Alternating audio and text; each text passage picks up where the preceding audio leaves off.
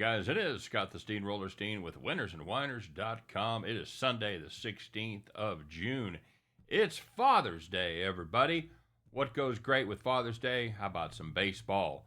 If you guys would be so kind, even you fathers out there, take a minute, smash that thumb, give us the like. From one father to another, appreciate the effort. And for the rest of you that are not fathers, how about some mothers out there? Congratulations to you as well. Hope you guys had a great Mother's Day.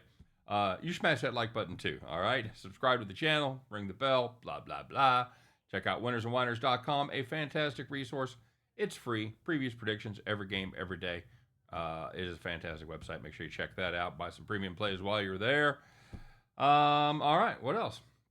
That's it. Again, happy Father's Day to everybody. I hope all you dads out there are having a good one, grilling out, beating the heat. It's a scorcher for much of America. So, yeah, hope everybody is having a good time and staying hydrated. As far as our picks go, we're currently sitting at 1-1 as the St. Louis Cardinals and the Cubs stayed easily under the number there. Of course, now that I didn't play him, Imanaga, of course, had an easy win, covered the run line, blah, blah, blah. Miami, they did not get it done. And as it stands right now, about halfway through the game, New York's getting beat. So we'll see how that ends up. But for this one, we're going to take a look at a couple of powerhouses. So we're going to take a look at the White Sox and the Arizona Diamondbacks. White Sox catching 155 right here. What the hell are we doing? This team's won like 6 games all season. A few more than that, but you know what I'm saying. We're going to play the White Sox. Plus 155, getting a good price. Drew Thorpe goes for the Pale Hose against Jordan Montgomery for the Snakes. Now, yes, let's get it out of the way right up front. The White Sox are trash. But you know what? Sometimes the pendulum swings a little too far out when you've got good teams. You got bad teams. You see some of those Dodgers games are laying like 340 or some ridiculous shit. That's when the pendulum's too far that way. And then you see odds on the White Sox. You're like, really? Against questionable teams? You're like, and the pendulum's too far that way. So anyway, you're not going to get an opportunity every game, but you are going to get some opportunities. And I think we're getting one here tonight. You got to keep a sharp eye out. But I think we're getting a great chance here with the White Sox. Now, I actually admire what the White Sox have done. Yeah, they have a terrible record. They're on pace to have the second worst record in the history of Major League Baseball. They've been playing better lately, so I don't actually think that's going to happen. But here's the deal. They decided that instead of doing what the Royals always do, which is trade just enough of your farm team to keep it below average, and you trade those farm guys for kind of sketchy veterans that are past their prime if they ever had one. And what they do is they keep you from, instead of losing like 103 games, you lose 90. So the White Sox said, you know what? Fuck that. We're clearing the decks. We're getting rid of everybody. And they just about did. And they ended up with 17 fantastic prospects. One of them's Oot, but the rest of them are doing very well for the most part in the system. So the future looks good. They are probably going to be close to 500 next year, and I think they're going to be a real monster after that. And if you want to get 5 good starters and a couple good relievers, you need at least 17. That's because if you look at the odds, that's about how that works out. So anyway, Drew Thorpe is one of those guys. He was a very highly touted player coming out of college. He was drafted by the Yankees in 22, traded to San Diego in the Soto deal.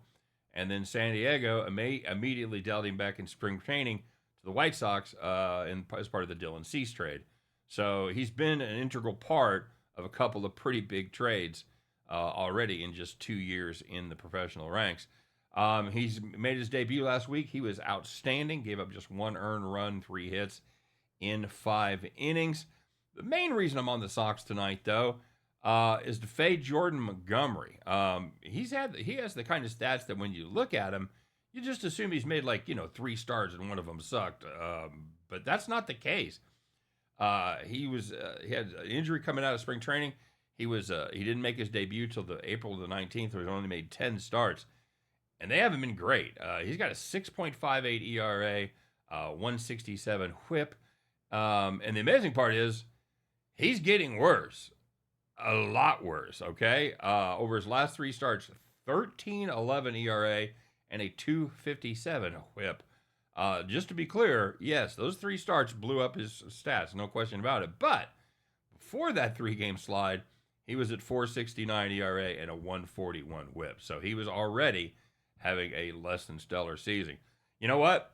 I'm not going to throw a bunch of other stats at you. We're not going to talk about defensive rankings, offensive rankings. You know what? None of that matters. Only 2 things matters in this game, all right? First, can young Drew Thorpe have somewhere close to a repeat performance of what he did the first time? Can he give up 2 runs or less in 5 innings or more? And can Jordan Montgomery still continue to suck and look like the bad pitcher that he's looked like the entire season, and even worse lately? I think there's a very good chance the answer to both of those questions is yes. I think if we're getting plus 155 to find out the answer, that's a great deal. You know what? Let's take a shot at it. I'd rather play a big dog than a big favorite. So let's do it. Chicago White Sox plus 155. And at the end of that one, you guys can join me as we pick up our winning tickets and head back to the window. Something that I didn't put in the earlier part of the video, a great example, one of those pendulum teams is Colorado. Colorado,